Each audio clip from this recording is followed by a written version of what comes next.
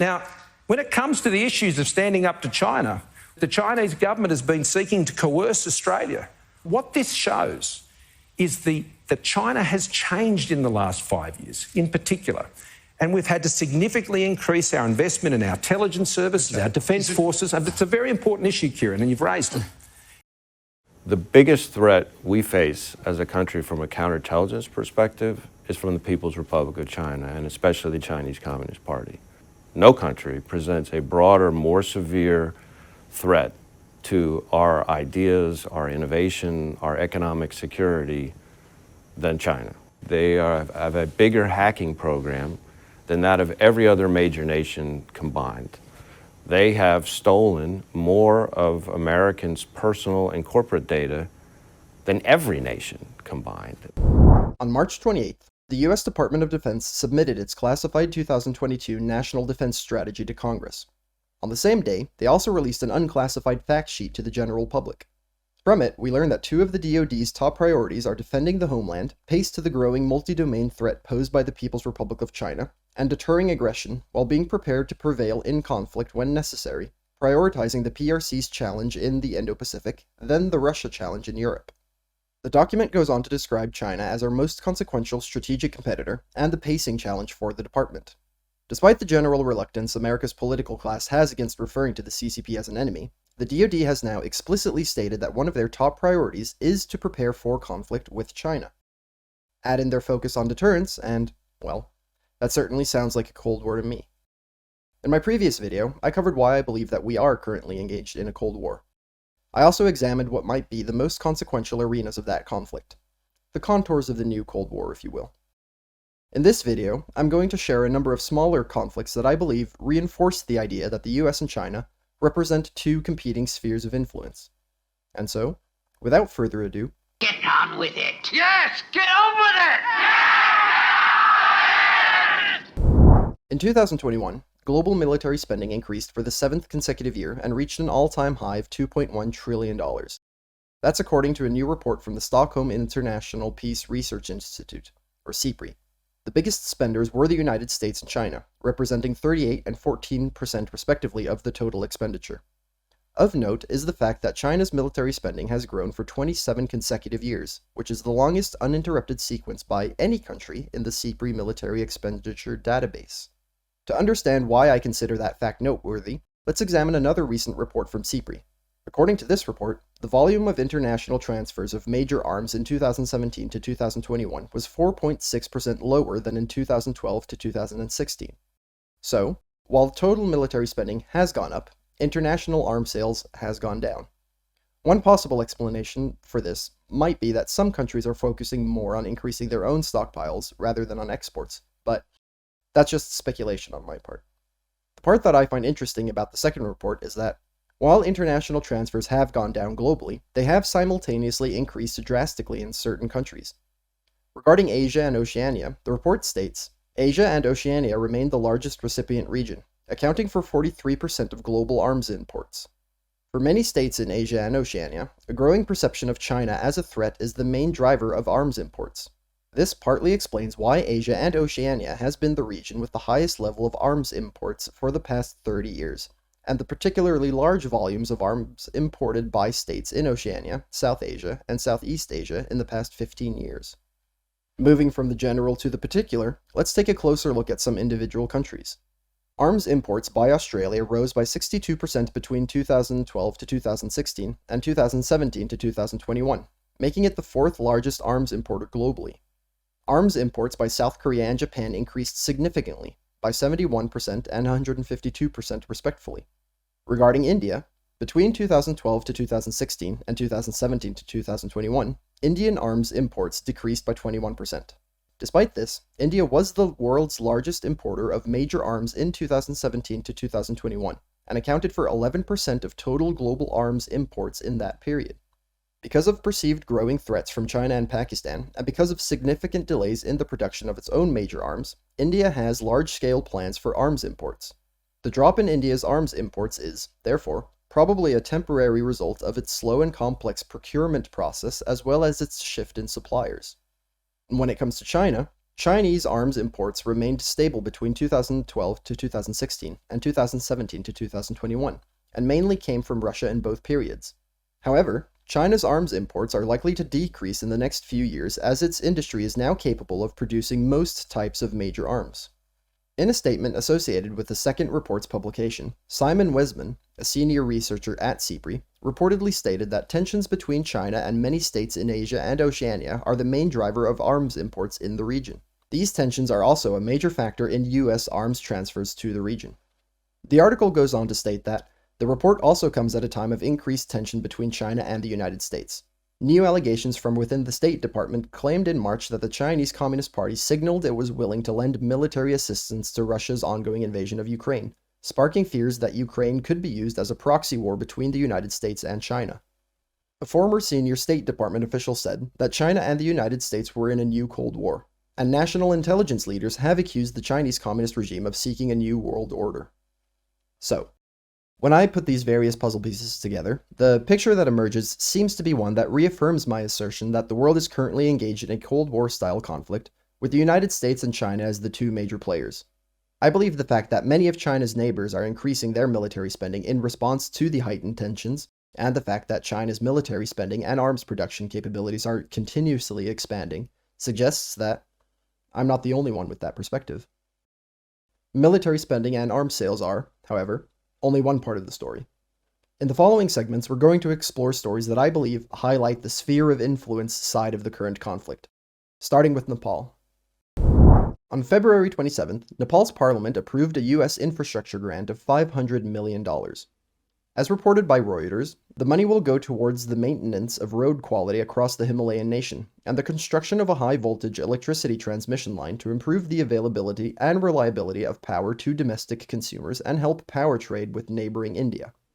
The Nepali government and the United States say the grant comes without any conditions, and the money does not need to be repaid, nor will bear any interest. The perspective amongst you might have noticed that the article's title mentioned protests. That seems a little strange to me. I mean, the grant is basically free money. Who would say no to that?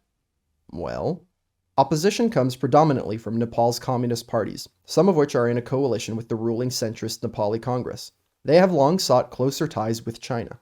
Critics see the grant as part of Washington's Indo-Pacific strategy and allege it could have a military objective. In the past week, thousands of stone-throwing protesters, predominantly from the youth wings of communist parties, have clashed with riot police who have fired tear gas and used water cannons and batons to stop them from marching on Parliament. To me, the fact that the principal opponents of this grant are literally communists who want closer ties to China suggests that their opposition is more about political alignment than anything else. And when it comes to political alignment, it seems that America might have won this battle. My initial thought for what I wanted to call this video was something like Cold War skirmishes. By the time you're watching this, I'll probably have ditched that idea in favor of something more clickbaity, but I still would like to address what that title implies. When considered in isolation, a political dispute about a grant in Nepal is not terribly consequential in the grand scheme of things. The reason I think it might be important is because I view incidents like this through the lens of a Cold War. The fact that the Nepali government accepted the grant indicates that Nepal has sided itself with America's sphere of influence, which de facto stands in opposition to China's. Think of it as a grain of sand in the metaphorical heap that I'm trying to persuade you really exists. On March 21st, the Green Finance and Development Center at Fudan University in Shanghai published the following report. The authors of the report analyzed data from the World Bank to examine the recent developments on public external debt in 68 of the world's poorest countries, with a particular focus on debt to China and how it developed between 2019 and 2020. The report found that in the 68 countries, China debt exposure was larger than the combined debt of all other official bilateral creditors and is only surpassed by the World Bank. The primary program through which China grants loans of this nature is through the Belt and Road Initiative. In their book Hidden Hand, China experts Clive Hamilton and Marieke Olberg describe the BRI like so. As of 2019, over 60 countries, accounting for 2/3 of the world's population, had signed on to the BRI or intended to do so. Across Eurasia, Indochina, and Southeast Asia, Chinese state-owned and state-linked companies are investing in roads, ports, airports, railways, energy networks, and dams. Ports are particularly valued because of China's dependence on sea trade, and also for their strategic function in times of peace as well as conflict. As the think tank Council on Foreign Relations noted, the United States shares the concern of some in Asia that the BRI could be a Trojan horse for China-led regional development, military expansion, and Beijing-controlled institutions. Returning to the study, the following figure is the author's depiction of official external debt in the 68 countries examined in the study. From this information alone, we can see that China has extensive investments throughout Africa. Keep in mind, however, that this study only encompasses 68 specific countries, so the total extent of China's investments in Africa are probably more extensive than what is depicted here.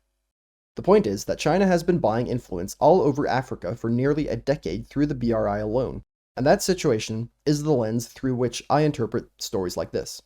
A leadership school funded and built by the Chinese Communist Party to train political party officials in southern Africa has opened in Tanzania, as part of Beijing's efforts to export its model of governance. Initially, it will train leaders from pro-independence parties in South Africa, Mozambique, Angola, Namibia, and Zimbabwe, as well as Tanzania. Some of those, such as the Mozambique Liberation Front and the Zimbabwe African National Union, received support from China's former leader Mao Zedong during their liberation struggle. China provided ideological and military training and supported their guerrilla warfare against colonial minority regimes. Some of the party's military officials at that time were even trained in China, including this guy, Zimbabwe's current president, who attended a military academy in Nanjing in the 1960s. The new school would allow that training to resume, according to Yoon Sun, director of Stimson Center's China program in Washington. The exchange of experience was, in reality, China instilling its model in foreign officials, she said. In a testimony in 2020 to a commission that reports to the US Congress, Sun said China's model combined political authoritarianism with capitalism and showed African countries that economic development and political stability could coexist without a democratic system. That last statement really gets to the core of what it means to have two competing spheres of influence. It's not that you have two equivalent political systems duking it out to see whose dick is bigger, but rather it's a contest between two radically different and incompatible philosophies where the winner will potentially determine the future of humanity. It's a battle between liberalism and authoritarianism, between the individual's right to self-governance and the individual's subjugation to some nebulous idea of a collective greater good. That's why I personally care about this topic, and it's why I'm making videos like this. This conflict has the potential to impact everyone alive today in some degree or another, and I believe that we, as individuals, have the power to influence the outcome. And as you can probably guess, I'm rather biased with regards to which result I'm rooting for, although there is a caveat to that bias which I'll address at the end of the video. These, however, are just my opinions. They are based on my perspective and my experiences. Other people will have different perspectives and different experiences, and so they'll have different opinions. Let me know down in the comments whether your opinions align with mine or not. Either way, I'd love to hear from you. One country where the idea of power block alignment is having demonstrable political consequences is South Korea. This year's presidential election, held on March 9th, was essentially a contest between the incumbent pro-Beijing Democratic Party and the pro-US conservative candidate Yoon Suk-yeol. The friction between these two platforms seems to be primarily a function of conflicting incentives regarding China. On one hand, public perception of China has worsened considerably in recent years. As reported by the New York Times, anti-Chinese sentiment has grown so much this year that China has replaced Japan, the former colonial ruler, as the country regarded most unfavorably in South Korea, according to a joint survey by the polling company Hankook Research and the Korean news magazine CSAN. In the same survey, South Koreans said they favored the United States over China 6-1. Over 58% of the 1,000 respondents called China close to evil, while only 4.5% said that it was close to good. Until now, hating Japan was such a part of Korean national identity that we have a common saying. You know you are a real Korean when you feel hateful towards Japan for no particular reason, said Jeong Han-woo, a chief analyst at Hankook Research. In our survey, people in their 40s and older still dislike Japan more than China. But those in their 20s and 30s, the generation who will lead South Korea in the coming decades, tip the scale against China. The article goes on to describe attitudes held by that younger generation that are reminiscent of the argument that the US and China represent two fundamentally different philosophical perspectives. Most of the younger generation grew up proud of their homegrown economic and cultural successes, and as China's foreign policy became more assertive under President Xi Jinping, they began to see the country's authoritarianism as a threat to free society. They have grown up in a liberal environment that earlier generations built through sweat and blood, so they hold an inherent antipathy towards illiberal societies. They root for politicians who criticize China. On the other hand, while public perception of China has deteriorated drastically, China is still one of South Korea's most significant trading partners. While South Koreans overwhelmingly support the alliance with Washington, the country's trade with China is almost as big as its trade with the United States, Japan, and the European Union combined. Older Koreans, while often anti-communist, tend to respect Chinese culture, which influenced the Korean peninsula for millenniums. They have also looked upon the country as a benign giant whose rapid economic growth was a boon for South Korean exports. Younger South Koreans tend not to share that perspective. The two perspectives depicted in this article represent a dilemma that is currently being grappled with by many countries throughout the world. Are we willing to overlook human rights abuses like the use of slave labor and live organ harvesting from political dissidents if it means that we can gain economic benefits by doing so? And does the calculus change at all when we consider China's increasing militarization and political hostility? If election results can be interpreted as a society's answer to questions like those, then South Korea seems to have landed in opposition to China. The final tally in their presidential election saw Yoon Suk-yeol emerge as the victor in what was one of the closest presidential races in the country's history. Following Yoon's victory, a White House announcement said that President Biden spoke on the phone with Yoon to congratulate him on his victory. According to the announcement, they affirmed the strength of the US-ROK alliance, which is the linchpin for peace, security, and prosperity in the Indo-Pacific. Furthermore, comments made by Yoon in the aftermath of his victory leave little room for doubt regarding the direction he intends to steer his country towards. 한미 동맹을 재건하고 I will rebuild the Korea-US alliance and strengthen our comprehensive strategic alliance while sharing the core values of liberal democracy, market economy, and human rights. 강화해 나가겠습니다. Back in 2012, there was a 2-month standoff between Chinese and Philippine ships at the Scarborough Shoal. Tensions were running high until the US stepped in to negotiate. By the end of the meeting between Kurt Campbell, then the top US diplomat for Asia, and Fu Ying, China's vice foreign minister for Asia, the US side believed they had an agreement for both sides to withdraw. The following week, the Philippine ships had left the area and returned home. The Chinese ships, however, stayed in the area. This prompted the Philippine government to file an international case against China through the arbitration court in The Hague. In 2016, the court finally ruled that the Scarborough Shoal was Philippine territory. China's response to the UN-backed International Court's decision was to send more warships to the area. This incident was a massive political failure on America's part. The US has a mutual defense treaty with the Philippines, which means they are legally obligated to treat any attack against the Philippines as an attack against the US. The fact that the US failed to respond to a Chinese takeover of Philippine territory is probably one of the main reasons why President Rodrigo Duterte has been seeking closer ties to China in recent years. Following Russia's invasion of Ukraine, however, the Philippines seems to have flipped back in favor of the US. While attending an online forum, the Philippine ambassador to the United States, Jose Manuel Romualdez, told reporters that Duterte was very clear that if push comes to shove, the Philippines will be ready to be part of the effort, especially if this Ukrainian crisis spills over to the Asian region. He offered that the Philippines will be ready to open its doors, especially to our ally the US, in using our facilities, any facilities they may need. Those comments were followed by one of the largest ever joint military exercises between the two countries, which included thousands of troops performing live fire maneuvers, aircraft assaults, urban warfare, and beach landings. If I were to speculate about why this sudden shift in diplomacy occurred, I'd guess it's because of two primary factors. The first is that the US has drastically increased its attention on the Indo-Pacific and is now signaling their willingness to directly oppose China's expansion in the area. American assistance is the only hope a country like the Philippines has of fending off Chinese aggression, and so, with that on the table, the Philippines is now acting accordingly. The second reason is, perhaps unsurprisingly, Chinese aggression. China claims the entirety of the South China Sea as Chinese territory, even though they have no legal claim to most of the area. One of the ways in which they have been asserting that claim is through the construction of artificial islands. Shortly before the joint exercises between the US and the Philippines took place, a report from the Associated Press revealed that China has fully militarized at least 3 of several islands it built in the disputed South China Sea, arming them with anti-ship and anti-aircraft missile systems, laser and jamming equipment, and fighter jets in an increasingly aggressive move that threatens all nations operating nearby. As one of China's closest neighbors, and as a country that has legal claims to territory in the South China Sea, I think it's safe to assume that the Philippines is included in the list of threatened nations. Psych! Turns out that assumption may not have been so safe after all. The Philippines held their presidential election earlier this week, and the apparent winner was one Ferdinand Marcos Jr.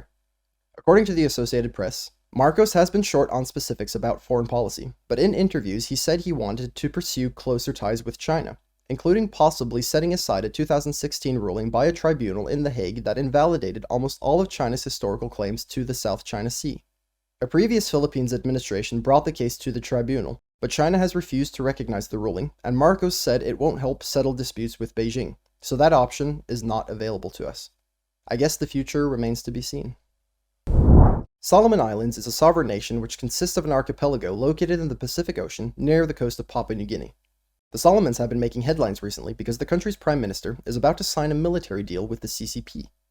As reported by the Epoch Times, Article 1 allows the Solomon Islands to request that China send police, armed police, military personnel, and other law enforcement and armed forces to the Solomon Islands to assist in maintaining social order.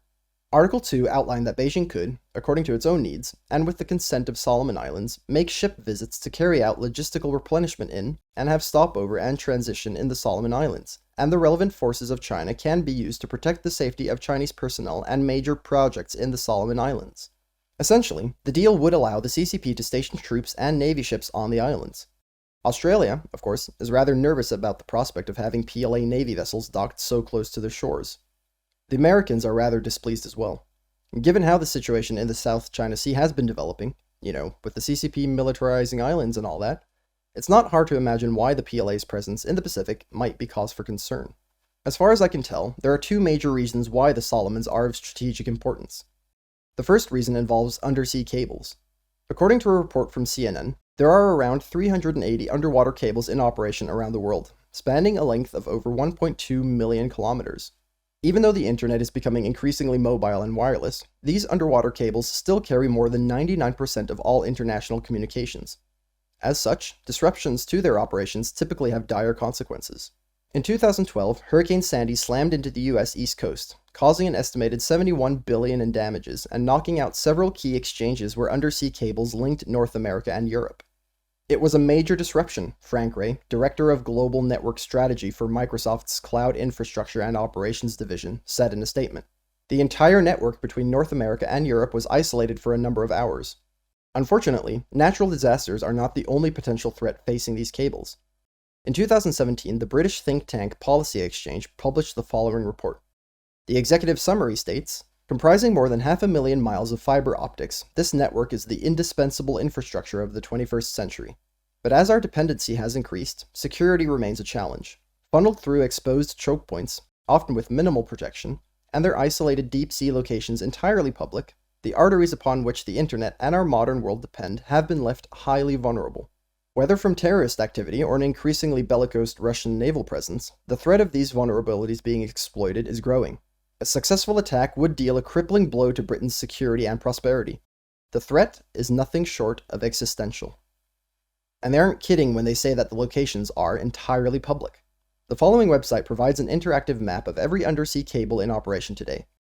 As you can see, the Solomons is located close to several such cables linking Australia, Japan, and the United States. In addition to sabotage, these cables are also vulnerable to tapping.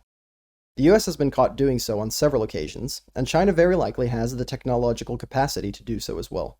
And if China manages to secure a military base on the Solomons, then tapping the cables in the surrounding area becomes that much easier, and thus becomes a cause for real concern. The second reason why the Solomons is important is because it sits on the major sea lanes from Australia to the Eastern Pacific.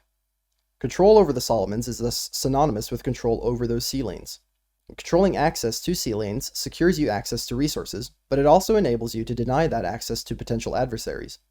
This is one of the reasons why Japan invaded the islands during World War II, and why their subsequent recapture by Allied forces during the Battle of the Coral Sea represented a turning point in that war. To underscore how significant these factors are, we have the following story published by The Guardian.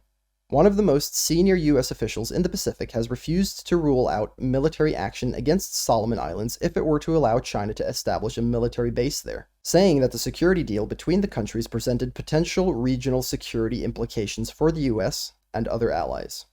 The stories we've covered so far are by no means exhaustive. I have enough material to make segments about Cambodia, Afghanistan, Serbia, South America, and even what appears to be the continuation of the space race.